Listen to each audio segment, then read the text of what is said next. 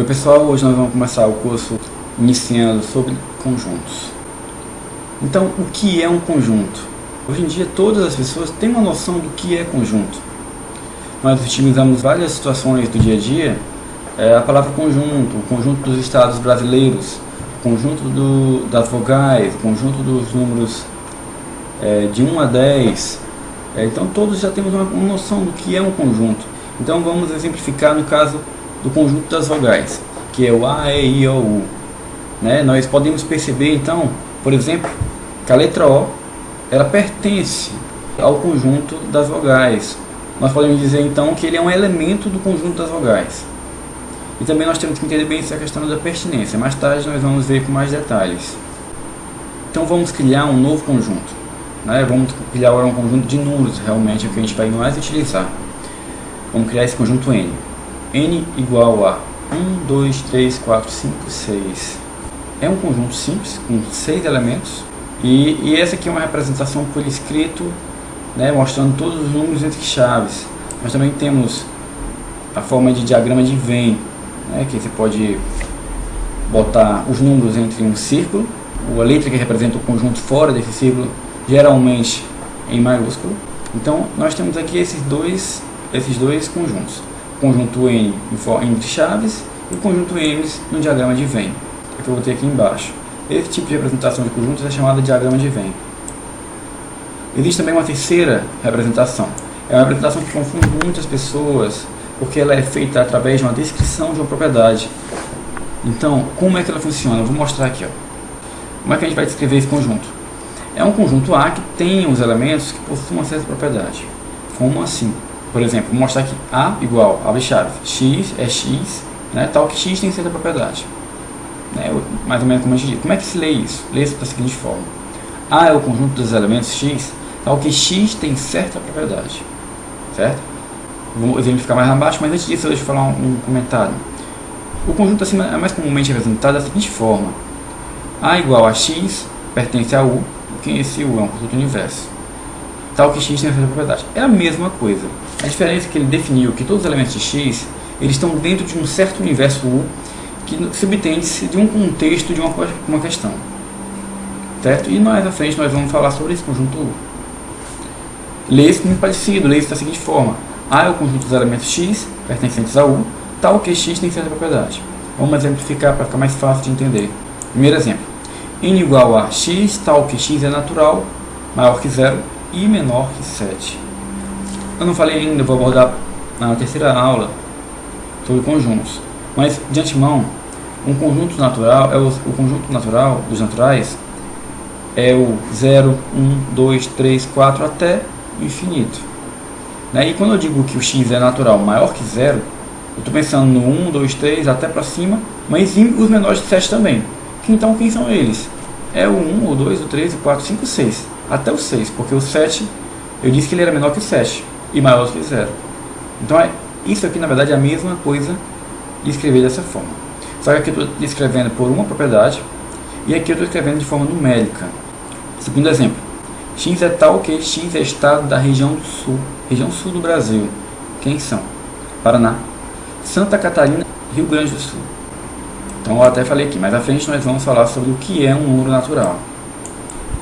Vamos agora falar sobre alguns conjuntos notáveis, alguns conjuntos que são importantes de você conhecer, que são muito utilizados em questões. O conjunto unitário. Chama-se conjunto unitário aquele que possui apenas um elemento. Vamos dar um exemplo. A igual a, abre chaves, 3, fecha chaves. Dentro desse conjunto A só tem o elemento 3. Por isso que ele é unitário. Bem simples. Outro exemplo. B. Conjunto dos estados brasileiros que fazem fronteira com o Uruguai. Só tem um. Rio Grande do Sul. Ou seja, é um conjunto unitário. Agora vamos falar sobre o conjunto vazio. É bem lógico. O conjunto vazio é aquele que não possui nenhum elemento e é representado pelo símbolo φ. O conjunto universo é o que eu falei anteriormente.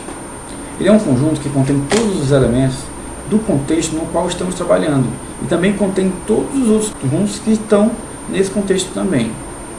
Ele é normalmente representado por uma letra U. Esse conjunto universo ele pode ser os conjuntos reais, os conjuntos naturais. É para subentender isso, é para a gente perceber isso dentro de um contexto de uma questão. Agora nós vamos falar sobre a noção, uma noção de pertinência e continência. Ainda utilizando o conjunto N, que a gente falou anteriormente, o conjunto N igual a 1, 2, 3, 4, 5, 6, a gente pode dizer que o elemento 5, por exemplo, pertence ao conjunto N, e que o elemento 7, por exemplo, não pertence. Por quê? O 5 a gente está vendo aqui dentro. Ele é um elemento de N, ele pertence ao N. O 7 não, o 7 ele não está dentro do N, ele não pertence ao N. Então é isso que a gente tem que perceber. Quando a gente fala de elementos, relaciona elementos com conjuntos, a gente fala na palavra pertence. Um elemento pertence ou não pertence àquele conjunto, certo? Então como é que a gente pode representar isso matematicamente? Da seguinte forma: esse símbolo aqui significa pertence. 5 pertence a N e 7 não pertence a N. Esse é com traço cortado. Então é importante fazer uma observação. Nós podemos utilizar essa noção de pertinência quando relacionamos um elemento a conjunto, como eu falei agora há pouco. Mas quando relacionamos um conjunto a outro, a gente fala de continência. Como assim? Vamos criar aqui mais dois exemplos. O conjunto A e o conjunto B. Esse conjunto A, esse aqui que vocês estão vendo, 2, 5 e 6. O B é 1, 3, 4, 8. Então nós facilmente percebemos que todos os elementos de A são também do conjunto N. Assim, ó, perceba que o 2, o 5 e 6 estão dentro do N, né? Mas o mesmo não ocorre com o B. O B ele só possui o 3 e o 4, mas o 1 e o 3 e o 4, mas o 8 não pertence ao N, certo? Então o que a gente pode dizer? Né? A gente pode dizer que o A está contido em N, porque todos os elementos de A estão em N. Mas a gente tem que falar a palavra contido, a gente não pode falar que o A pertence ao N, porque quando a gente fala isso, a gente está falando de elemento, e não, ele não é um elemento, ele apenas está contido. Os elementos dele também estão contidos em N. E no caso nós falamos que B não está contido, porque tem um elemento que não está lá. Então a gente pode falar dessa forma, podemos dizer que A está contido em N, B não está contido em N, e também podemos dizer que N contém A, é a mesma coisa, e N não contém B. Como podemos escrever isso? Da seguinte forma. Vamos verificar aqui, ó, essa notação aqui. A está contido em N, B não está contido em N. N contém A e N não contém B. Essa é a notação usada. Agora nós vamos falar sobre os subconjuntos. Vamos ainda utilizar o exemplo anterior, né, que é aquele exemplo daquele A e do B. Podemos dizer que o A é um subconjunto de N. Por quê? O que é um subconjunto? Ele, na verdade, um subconjunto, ele é um conjunto formado por alguns elementos do seu respectivo conjunto. Do seu respectivo conjunto, que no caso é o N. Todo subconjunto tem que estar contido no seu respectivo conjunto. Agora vamos falar sobre algumas operações realizadas com conjuntos. No caso, a operação de reunião de conjuntos. A reunião dos conjuntos A e B é um conjunto de todos os elementos que pertencem ao conjunto A ou ao conjunto B. Esse ou dá uma ideia de soma. Como assim? Ele, na verdade, você vai pegar os elementos do conjunto A mais os elementos do conjunto B e vai fazer um elemento só. Agora, os elementos que se repetirem não se repetem nesse conjunto. Só precisa aparecer uma vez, que é a mesma coisa. Vamos dar um exemplo. Então, antes de dar um exemplo, vamos falar sobre esse A união B. Está aqui, ó. A união B é igual a X, tá o que? X pertence a A ou X pertence a B. Como eu te disse, dá uma ideia de soma. É uma soma. Certo? Uma reunião dos elementos, dos dois. Então, vou mostrar aqui. Se A é igual a E, I, O e B igual a 3, 4, quem é a união B? São todos os elementos. Ó. A, E, I, O, 3 e 4. Pronto. Bem fácil de entender, não é? Vamos agora para a interseção de conjuntos. A interseção dos conjuntos A e B é o conjunto de todos os elementos que pertencem ao conjunto A e ao conjunto B. Nesse caso, o que é que a gente entende? O que é que a gente entende desse conjunto? Né? Vamos repetir até para a gente raciocinar, ler com mais calma. A interseção dos conjuntos A e B é o conjunto de todos os elementos que pertencem ao conjunto A e, ao mesmo tempo, ao conjunto B. Ou seja, são os elementos que se repetem num e no outro. Apenas esses. Os outros não entram nesse conjunto da interseção. Vou mostrar aqui um exemplo, por exemplo, A igual a E, I, O, U e B igual a 1, 2, 3, 4. Eles têm algum elemento em comum? Não tem.